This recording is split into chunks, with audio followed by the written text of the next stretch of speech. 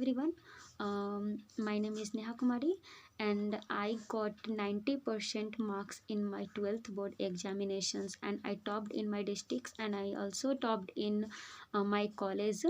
और today's topic is कि मतलब बहुत से ऐसे बच्चे हैं जिन्होंने मुझे कमेंट किया कि दीदी बताइए कि मतलब क्या बुक रहनी चाहिए, क्या स्ट्रेटजी रहनी चाहिए जिससे कि मैं एग्ज़ाम में बहुत कम समय में तैयारी करके अच्छा नंबर ला सकूं। तो आज का वीडियो बस इसी टॉपिक पे है कि मतलब हम कौन सा बुक पढ़े। अगर आप आर्ट्स से हैं, मैं भी आर्ट्स से थी बट मेरा मीडियम इंग्लिश था, हिंदी नहीं था, तो मतलब कौन सा ऐसा बुक पढ़ें जिससे कि हमें मतलब बहुत अच्छा नंबर आ सके और कोई कोचिंग जाने की ज़रूरत नहीं है। आप फ्री ऑफ कॉस्ट यूट्यूब पर क्लास करके आप ला सकते हैं। मैंने कोई कोचिंग नहीं की थी किसी भी सब्जेक्ट में, यहाँ तक कि इंग्लिश तक का भी मैंने कोई कोचिंग नहीं किया था जिसमें मेरा 95 नंबर आया है। मैंने कोई कोचिंग नहीं की थी। तो मतलब सबसे पहले मैं यही बताऊंगी कि कौन सी बुक लें। तो मेरा जो सब्जेक्ट था हिस्ट्री था, इकोनॉमिक्स था, पॉलिटिकल साइंस था और एज ए हिंदी इंग्लिश तो सबका ही रहता है। तो पहले आता है हिस्ट्री। हिस्ट्री में हम क्या पढ़ें, कैसे उसका तैयारी करें। तो मैंने तो सबसे पहले मतलब उसमें होता है 3 होता है बुक हिस्ट्री का, ancient, medieval and modern history.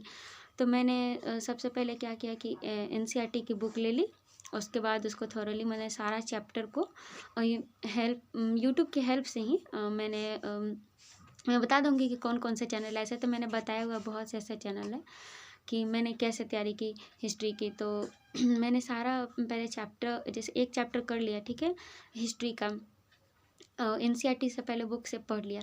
फिर मैं क्या करती थी कि मैं वो जो चैप्टर कंप्लीट हो जाता था उसका मैं ऑब्जेक्टिव पे मतलब कि आपको पता है कि 12th बोर्ड में मतलब कि हमारे एग्ज़ाम में ऑब्जेक्टिव टाइप क्वेश्चन रहता है, 50 ऑब्जेक्टिव रहता है और 50 सब्जेक्टिव रहता है।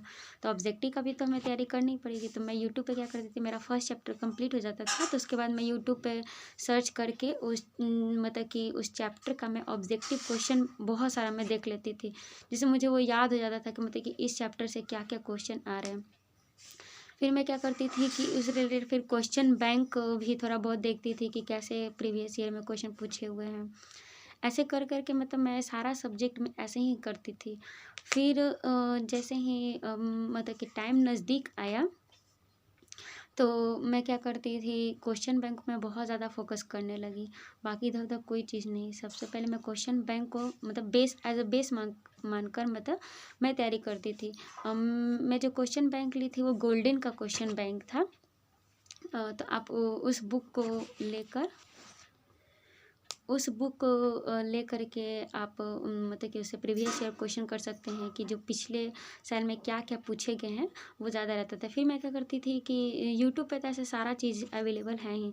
फिर मैं क्या करती थी कि जो मतलब सेंटअप एग्ज़ाम का जो क्वेश्चन होता है उसे करती थी। कुछ मॉडल पेपर रहते थे जो कि हमारा हर एग्ज़ाम आने से मतलब पहले 1-2 महीना पहले वो मॉडल पेपर निकलता है, फिर मैं उसका भी सोल्यूशन करती थी। लेकिन मेरा प्रॉब्लम ये था कि मुझे बहुत जल्दी कोई मटेरियल इंग्लिश में नहीं मिल पाता था। वैसे भी बिहार बोर्ड में कोई आर्ट्स से अगर कोई इंग्लिश मीडियम से है तो मतलब हिंदी में बहुत ज़्यादा है मटेरियल अवेलेबल, इंग्लिश में बहुत कम था, मुझे बहुत प्रॉब्लम होता था। फिर मैं क्या करती थी, क्वेश्चन बैंक भी यहाँ तक कि इंग्लिश में नहीं मिला था मुझे। मैंने उसको मतलब गूगल ट्रांसलेट करके मैंने उसे इंग्लिश में किया, फिर मैं उसको पढ़ती थी। मतलब बहुत ज़्यादा मुझे मेहनत लगी करने में, मुझे बहुत ज़्यादा मतलब कि मेहनत लगा वापस से उसको ट्रांसलेट करने में, लेकिन कोई दिक्कत नहीं है। ऐसे तो मार्केट में है ही नहीं जब मटेरियल अवेलेबल, तो मतलब मुझे हिंदी में भी समझ में आ जाता था। ऐसा नहीं था कि मैं यूट्यूब पे जो वीडियो भी देखती थी, जो प्रैक्टिस करती थी, वो मुझे हिंदी में ही मिलता था। मुझे बहुत प्रॉब्लम भी होता था, लेकिन धीरे धीरे फिर समझ में आ गया। इकोनॉमिक्स तो मुझे समझ ही नहीं आता था हिंदी में क्या सर लोग बोल रहे हैं। मैं क्या करती थी कि इकोनॉमिक्स के लिए मतलब मैं सारा बुक पढ़ लेती थी और उसके बाद जो मॉडल पेपर होता है ना वो हिंदी और इंग्लिश दोनों लैंग्वेज में आता है, तो मैं उससे तैयारी करती थी। और बाकी अब नेक्स्ट वीडियो में ज़रूर मैं बताऊंगी कि कैसे आप क्वेश्चन बैंक को करें, कैसे मतलब मॉडल पेपर सॉल्व करें, सेंटअप एग्ज़ाम का क्वेश्चन कैसे सॉल्व करें, क्या माने कि एक्यूरेट टाइम होता है। नेक्स्ट वीडियो में मैं ज़रूर बताऊंगी। होप आपको ये वीडियो बहुत हेल्पफुल रहा होगा और प्लीज़ मेरे चैनल को सब्सक्राइब करें एंड शेयर करें एंड लाइक करें। Thank you so much.